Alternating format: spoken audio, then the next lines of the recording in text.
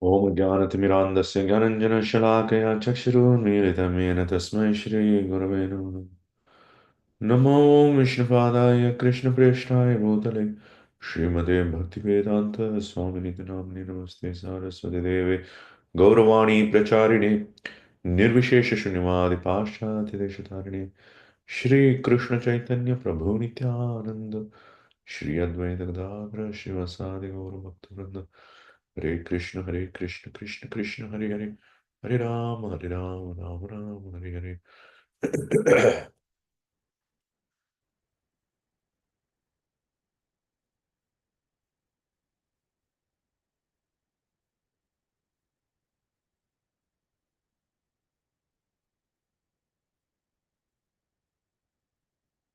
We are reading Bhakti Rasamṛta Sindhu. Bhakti Rasamṛta Sindhu is divided into, the whole book is divided into four parts. First part talks about Sadhana Bhakti, Bhava Bhakti, and Prema Bhakti. Sadhana Bhakti is what we are doing, practicing Bhakti. Then Bhava Bhakti is preliminary love of Godhead, and Prema Bhakti is love of Godhead. So the first section of Bhakti Rasamṛta Sindhu discusses about that. The rest three sections of Bhakti Rasamṛta Sindhu discusses about rasa in prema stage. So you have like prema, and then beyond in prema, you will have rasa with the Lord. So it talks only about that rasa. We are now discussing the first part, and within that first section, we have four chapters. First chapter talked about the pure devotional service, and the second chapter is talking about sadhana bhakti, which is what we are looking into. Third chapter talks about bhava bhakti. Fourth chapter talks about prema bhakti. Now, in the second chapter, we are going through the different angas of bhakti. We have 64 angas of bhakti. Anga means a limb of devotional service, which means we chant, we remember Krishna, we hear his pastimes, we hear the classes, Srimad Bhagavatam class. All these are different angas of bhakti. You can perform that different activities of bhakti. Rupa Goswami has given important 64 angas of bhakti. And within that, the last five, starting from 60 to 64, 60, 61, 62, 63, 64. Last five angas are very important. So the first anga is, out of the last five, the first anga is serving the deities. We have already looked into it in the previous session. The current session, we are looking into tasting the meaning of Bhagavatam. So five important angas. The second anga is tasting the meaning of Bhagavatam. That's a very important devotional service, like listening to Bhagavatam, tasting it meaning, releasing it meaning, right? Okay.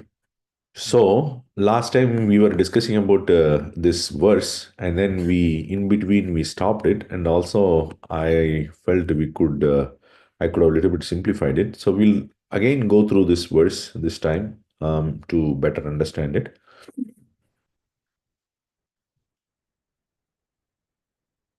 So this is a verse from Shrimad Bhagavatam, first canto, first chapter, third verse.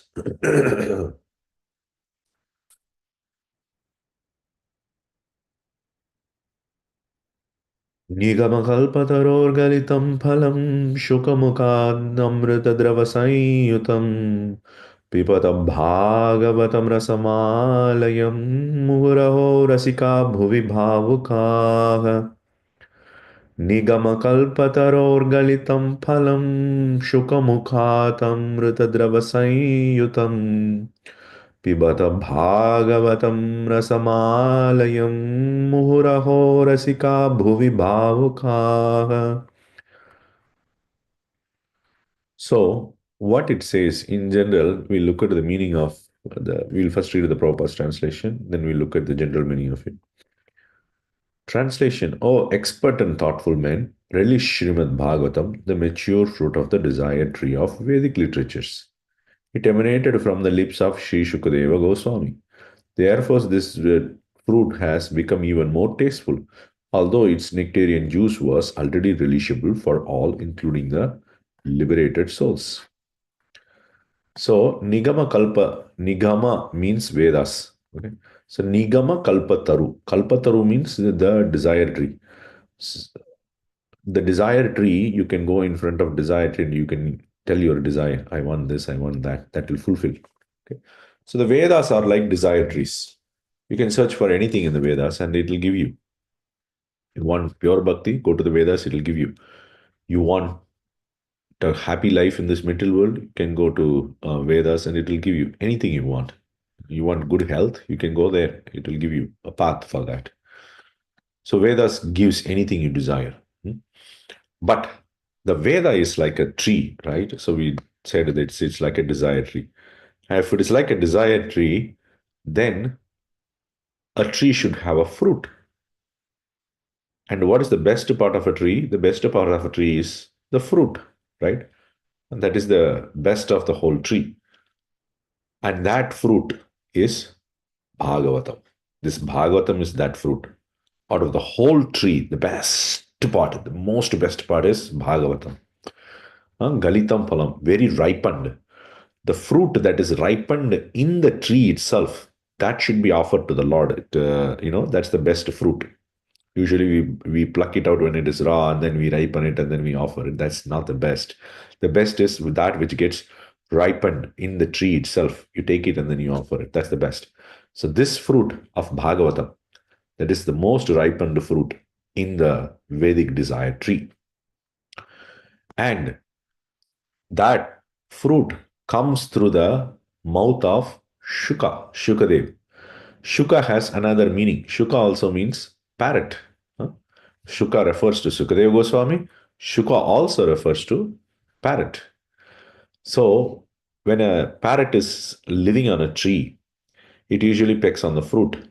And it is said that, you take the fruit that is pecked by the parrot, that will be more sweeter. We look at it, what Jiva Goswami is saying in detail. So this fruit has been touched by Shuka and it becomes even sweeter.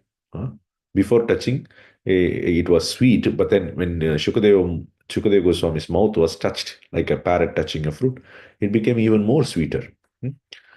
Amrita Drava Sanyutam, it is endowed with Amrita or nectar in the liquid form. Drava means liquid.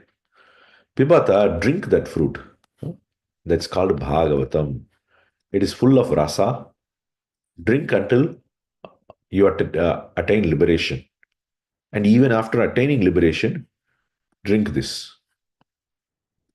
rasa. Muhuhu, again and again, not one time.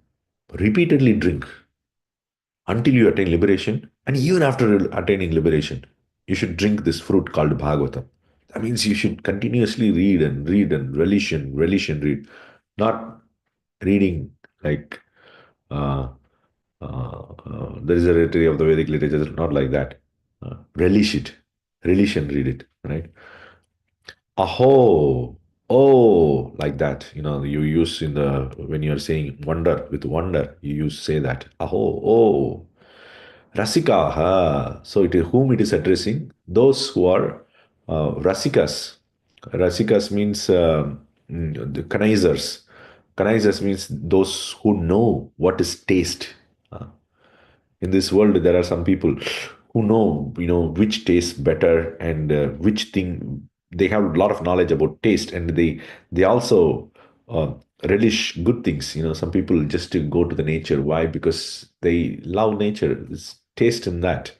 And some people eat very fine items. They have a sense of taste like that. So this is for those people who have a sense of refined taste. Oh rasika, oh rasikas, or who know rasa, who have a sense of, you know, um, um, sweetness. Bhuvi, bhavakaha. So in this world, the Bhagavatam has come down, and then bhavuka. Bhavuka means those who are undergoing emotions. Jiva Goswami will give different meanings. So let's look at Jiva Goswami's commentary on this verse. He starts explaining first bhavaka in this verse. Bhavaka. Hey bhavakaha. Bhavaka means what is the meaning he's giving? Parama mangala ayanaha. Those who are following the path of auspiciousness, or those whose path is auspiciousness. Bhavaka means auspiciousness. Bhavaka means those who are treading that path. What is the path of auspiciousness? Devotional service, bhakti. They are following the path of bhakti.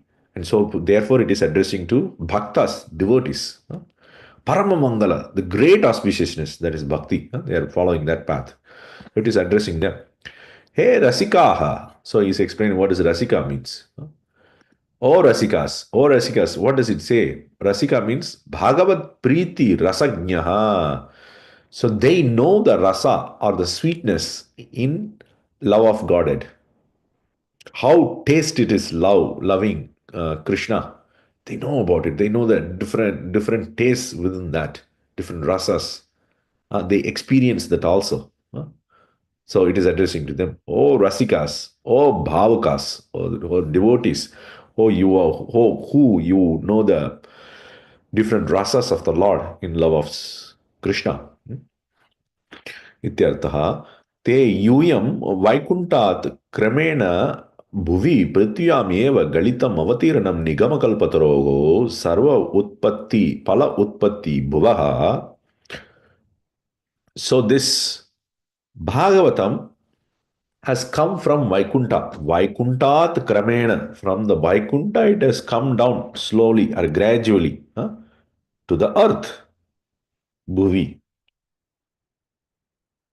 Galitam. Here he takes the word Galitam means Avatiranam has appeared. Avatiranam means, Avatarati iti avataraha. Avatara means descending. So the fruit is also descending from the Vaikuntha. Slowly, gradually. What is this fruit? Where is the fruit is descending from? The fruit is descending from the desire tree located in the Vaikuntha. Sarva Pala Utpatti Bhuvaha. So there is desire tree, as we discussed. This desire tree gives all your desires. So from that, the desire tree, from the Vaikuntha, this fruit is coming. How the fruit is coming? Through Shaka and Upashaka, through branches and sub branches. So you have a parampara. So this fruit is not just directly dropping from the spiritual world. You have a parampara. The parampara is giving you that Bhagavatam through their commentaries. So you read the commentaries of the Bhagavatam in the parampara. They are tasting it and then they are slowly giving it to passing it. They taste it and then give it to the next person. That person tastes it, give it to the next person. So what we are getting is ultimately the remnant of the remnant of the remnant of the remnants. Maha Maha Maha Prasadam. With all the commentaries. These are all for tasting. वैकुण्ठमपि अध्यारूढस्य वेदरूपतरोः यत् खलु रसरूपं श्री भागवताख्यं फलं तत् भुवि अपि स्थिताः. So this though the tree has gone to the Vaikuntha, that fruit has descended to this world through the parampara and it is situated here. So drink it. Now it is very close to you. You don't need to go to Vaikuntha to drink it. You drink it from here. Pibata, drink it. Aswadya antargatam guta. What does it mean? Drinking means taste it and then internalize it. Antargatam guruta. Internalize the meanings. Internalize what you are reading from Bhagavatam. Aho iti alabhya labha venjana. So aho means oh. Why he is using oh? He's saying, oh, you have obtained something which is unobtainable. Bhagavatam is situated in Vaikuntha. You cannot obtain it. But you have obtained it. How great it is. How wonderful it is. That is what he is saying. Oh, wow. Like that. Bhagavadakyam yat shastram tat kalu rasavat api rasikamayata vivakshaya rasasabdena nirdishtam. So then he has completed this last line. Now he is going to the line of, the second line. He has already explained what is pibata, drinking. Drink it. It's an order or it's a inspiration. Rasam. So the word rasam is used here. So the word rasam is an adjective to Bhagavatam. Adjective means that which explains that word. So we have the word Bhagavatam, and Rasa is explaining that word. So what is that explaining that word? This Bhagavata contains rasa. So think of Bhagavatam like a container. And this container has this juice, rasa within it. Huh? Like he says, Yat Shastram Tat Kalu Rasavadapi, even though it is like a container which is containing the rasa, rasa yekamayata vivakshya rasa shabdena nidishtam. Because it only contains rasa, it is also called as rasa. So it is not called as rasavat here. Rasavat means a container which is holding the sweetness. Rather, it is called the sweetness itself. Because there is nothing but though we are calling it as a container, there is no glass particle that is holding it. The rasa itself is made like that, like a container, and it is holding itself. Bhagavata Shabdena Tasya Rasasya Anya Diyatvam Cha Vyavritam. So, by mentioning Bhagavata, it is indicated that this Bhagavatam does not belong to anyone else. The word Bhagavan means Lord. From the word Bhagava or Bhagavat, from the word Bhagavat, the word Bhagavan comes. So from the word Bhagavat, the word Bhagavata also comes. Bhagavan means Lord. Bhagavata means that which belongs to Lord. So by indicating that it is Bhagavatam, this rasa of the Lord doesn't belong to anyone else. It is indicated. It is only belonging to the Lord. This work does not contain any material rasas. It only contains spiritual rasas. And that spiritual rasas are in relation to the Lord.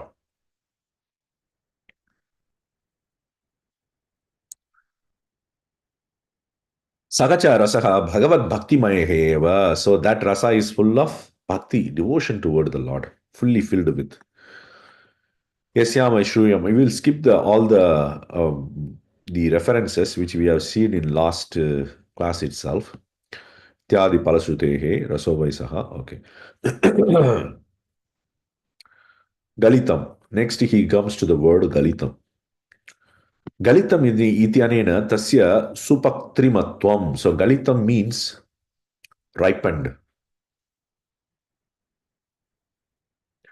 So he says by the word Galitam, this Bhagavata fruit is very, very ripened and matured. But that is related to the fruit. Fruit, we can understand what is ripened and matured. What does it mean for Shastra? What does it mean it is a ripened Shastra? What does it mean? So he says, Shu Nishpanna Artatvam. It brings out the meaning, the ultimate meaning very nicely. If you go to the Vedas, very difficult to understand. What is the ultimate path? Talks about so many things and in so many hidden ways. Very difficult to understand. But go to Bhagavatam, it will be very clear. Brings out the meaning of the desire, the Vedas very nicely. And it is also Adhika Swadutvam. It is very, very, very tasty. By this word Galitam, it is these two meanings are indicated, that it brings out the meanings of the Shastras nicely, and it is also very, very tasty. Rasam iti anena phala pakshe twag ashti adi rahityam. Vyajya atra cha pakshe heyangsha darshitam. Just as rasa, the word rasa also has another meaning called juice, as we described. So this fruit is full of juice. So when we say fruit is full of juicy mango, for example, when we say, what does it mean? The mango has a lot of juice, sweet juice within it. You crush it, you will get it, right? But you have to remove the skin, and then you have to remove the seed. Then you will get the juice. But here, it is mentioned as the juice itself. By mentioning the juice itself, This fruit does not have any skin. This fruit does not have any seed. It has only that juicy part, just and the fleshy part, but that's also very, very juicy. You can just drink it, gulp it. That is why the word pibata is used. Though fruit, you cannot drink a fruit. But here it says, drink the fruit. How is it possible? Because it's in a liquid form. It's a fruit, but it is in a liquid form, without skin, without seed, and everything. So, what does it mean for Bhagavatam? Bhagavata means just like the skin and the seed, which are all hindering you to experience the juice, which are hindering you to drink the juice. Similarly, those hindering subject matters are not explained in Bhagavatam, like Karma Kanda, Jnana Kanda. They are not delving into that. It's all about bhakti here. Directly the juice. Drink it.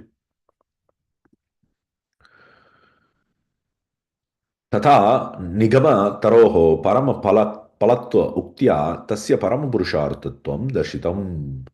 So by mentioning this is a great fruit of the Vedic desire tree, it also is indicated that this is the ultimate goal the humans have to attain. Parama Purushartha, ultimate goal the humans have to attain.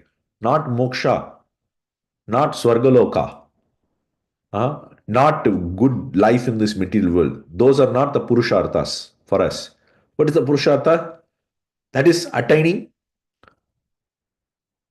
the Bhagavatam itself, which is basically, hearing the pastimes of the Lord. That is the Parama Purushartha. That is the great goal to be achieved.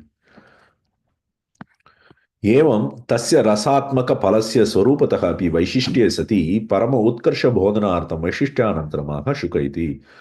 So now he comes to the second line. Now, by these words only, the first line, third line, and fourth line, the greatness of Bhagavatam by its own nature is indicated. Though it is the greatness of Bhagavatam is indicated, still to glorify it further, the second line is added here. So what is the second line here? Shuka Mukhat. It came from the mouth of Shuka. अत्र फलपक्षे कल्पतरु वासित्वात् अलौकिकेन शुकः अलौकिकत्वेन शुकः अपि अमृतमुखः अभिप्रेयते. So he says that when you take a tree, the parrot can live in the tree for a long time. Kalpataru vasitvat. It is living in the desire tree. A parrot is living in the desire tree. Alaukikatvena shukaha api. This is not a regular parrot. This is a wonderful parrot. Because, which parrot can live in a desire tree? So this wonderful parrot, Amrita Mukaha Abhiprayate, it has gotten a sweet beak. The beak itself is very, very sweet. How? Because it was tasting the fruit all the time in the tree. Because it is tasting the fruit again and again and again and again and again, multiple fruits in the tree, its mouth has become very, very sweet. So, whenever it touches a new fruit, that fruit becomes more tastier because it has already the sweetness imbued in its beak. Tataka tan mukam prapya, from that mouth, that which comes prapya, yatha tat palam visheshataka swadu bhavati, that fruit which comes from the mouth of Shuka becomes very, very tasty because the beak is already very, very sweet. Similarly, this great Bhagavatam, when it is spoken by great devotees, it becomes very, very sweet. The more elevated the devotee, the more elevated the sweetness it becomes, right? Tataka tadrisha parama bhagavata vrinda mahendra shri shukadeva mukha sambandham kimutabiti bhavaha. So when you hear it from a great devotee, this Bhagavatam, it becomes much, much more sweeter. But then what to speak of Shukadeva Goswami, who is like a king of all the devotees, Mahendra. He's like the Indra for all the devotees. And from his mouth, if the Bhagavatam comes out, how much more it must be tastier. Bhagavatam in its own nature, it is tasteful. But then when it is heard from great devotees, it becomes even more tastier. But then when it is heard from Shukadeva, who is the king of all the devotees, it becomes much more greater, tasteful. अतएव परम स्वाद परम काष्ठा प्राप्तत्वात् स्वतः अन्यतः च तृप्तिः अपि न भविष्यति इति आलयं मोक्षानंदम अपि अभिव्याप्य पिबत इति उक्तः उक्तम. So therefore, because this Bhagavatam is very, very, very great and very, very, very sweet, you will not obtain satisfaction anywhere else other than Bhagavatam. Even if you attain moksha, you are not going to be satisfied. You'll only find the higher satisfaction in Srimad Bhagavatam than even moksha, than even liberation. You'll find much more sweetness. The more you become elevated in your devotional service, Bhagavatam becomes more and more relishable to you. The more and more you elevate yourself in Bhagavatam, it becomes more and more relishable to you. Huh? And then at one point, it becomes very, very, very, very relishable than attaining the stage of liberation. Liberation means you are freed from all the miseries in this world, and then you are also very, very, very, very, very, very, very blissful, which you have not experienced in this world.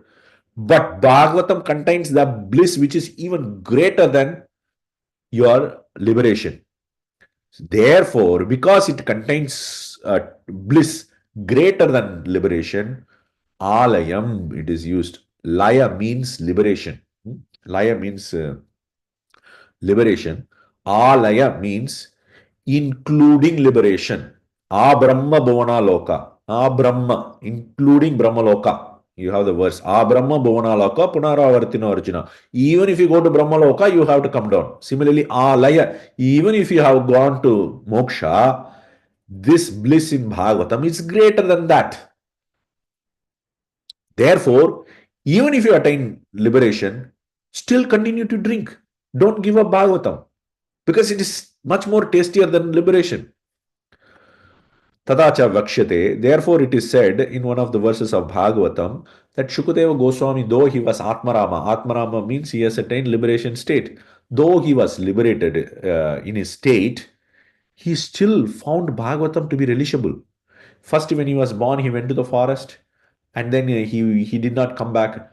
Then, hearing Bhagavatam from the disciples of Vyasadeva, he found it was sweeter than his own state. So he came back to Vyasadeva and he learnt it. So he gave up his the liberated state. He was Atmarama, being satisfied in himself. He gave up that state because Bhagavatam is much more tastier than that. Huh? Anena aswadya antaravan. Now, idam kalantare api. So this fruit has this taste within it. How much ever time has passes, the taste is not going to decrease. If you buy a fruit, after 3 days, its taste will be gone. But this Bhagavatam will never lose its taste for years and years.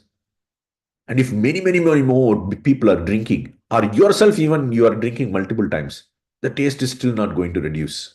It's going to continue more and more. So then he gives another meaning for alayam. This is the first meaning until liberation, including liberation. Now, second meaning, yadva. Yadva means or. Tatra tasya rasasya bhagavat pritimayatve api dvaividyam. There is two types of devotion to Lord. One is sadhana bhakti that we are practicing. Another one is sadhya bhakti that you have attained prema. Two types of bhakti. So, layam means it includes two types of bhakti. How? Laya means uh, prema. Alaya means including up to prema, which means all the stages, sadhana bhakti and prema bhakti. So this Bhagavatam includes sadhana, narrations of sadhana bhakti as well as narrations of prema bhakti. He quotes a verse from Bhagavatam 12:3, 13, 14 to 15.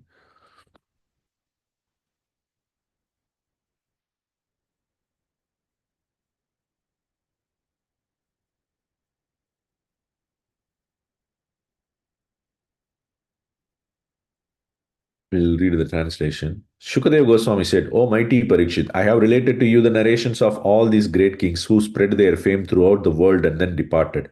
My real purpose was to teach transcendental knowledge and renunciation. Stories of kings lend power and opulence to these narrations, but do not in them constitute the ultimate aspect of knowledge.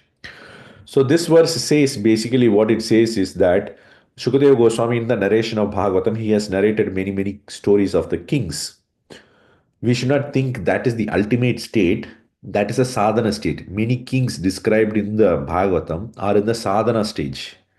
They are trying to endeavor and then attain the liberation. So we should not think their state is the ultimate state. They are practicing. For example, Dhruva Maharaj, he performed sadhana and then he attained prema. Like that. Their sadhana stage is also described.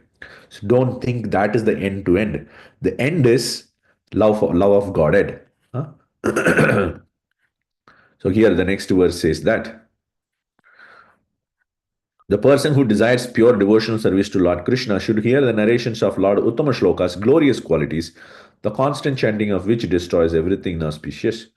The devotee should engage in such listening in regular daily assemblies and should also continue his hearing throughout the day.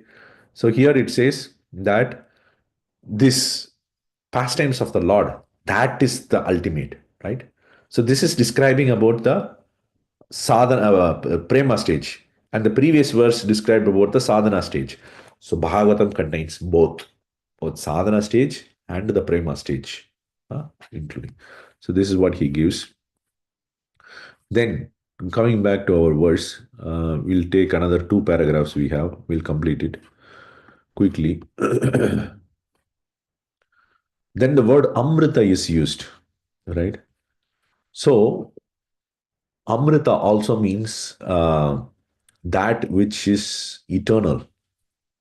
Amrita means, it's that which can be died, and Amrita means that which cannot be died, right? So Amrita means that which is eternal. What is eternal? The pastimes of the Lord are eternal. So Amrita Rasam means the rasa in the pastimes of the Lord. That is the sweetness endowed in the pastimes of the Lord. That is what described in the Bhagavatam. The sweetness of the pastimes of the Lord.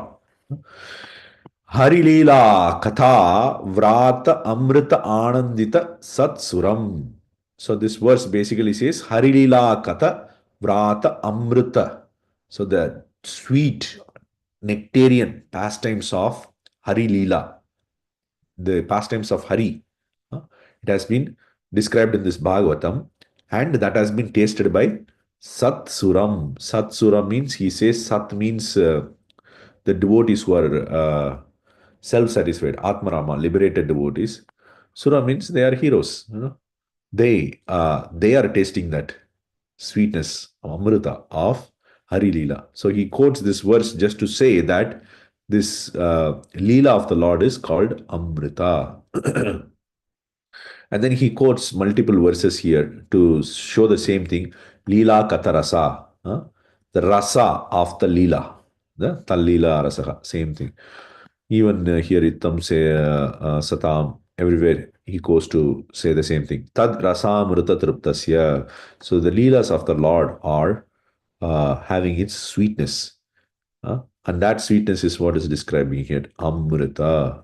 That is rasa, the sweetness of nectarian leelas of the Lord. So in this way, he gives multiple quotations to prove that same point. Jiva Goswami has explained this verse. Basically, Bhagavatam is one of the important angas of bhakti, reading Bhagavatam, hearing from devotees who have more and more realization, higher and higher realizations. It becomes more and more suited. That is an important anga of bhakti. All right, so we'll stop here. If anybody has any questions or comments, please feel free to thoughts, feel free to share. Otherwise, we can end the call.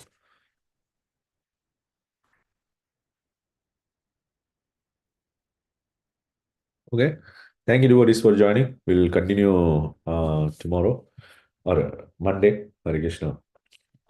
Vancha kalpatarubhyasya kripa sindhubhya eva cha patitanam.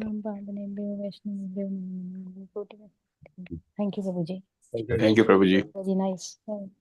Hare Krishna.